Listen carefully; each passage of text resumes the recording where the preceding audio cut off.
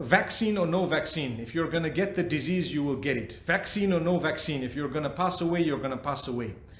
Medication or no medication, if death is written against you, nothing will stop it. But you have to take your own precautions based on your own understanding of things, based on your own level, be it medication that you consider herbal, or it might be pharmaceutical, or it might be otherwise. Based on all of that, you have to make a decision, and you are responsible in the eyes of Allah to take a few precautions. This afternoon after Jum'ah, I sat with a few of my brothers for lunch, and I told them, brothers, let's be slightly responsible.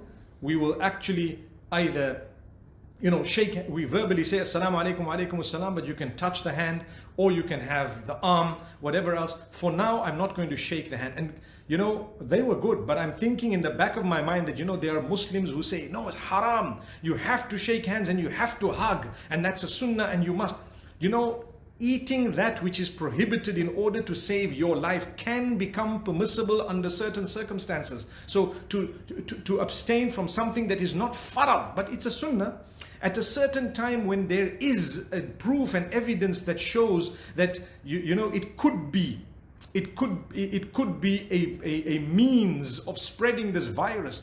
People say, you're a disbeliever, you don't believe in the sunnah. I believe fully in the sunnah, but you don't know the sharia, or you haven't thought about it, or your emotions are driving you to say other things. Your emotions are driving you to say other things. Take it easy, relax.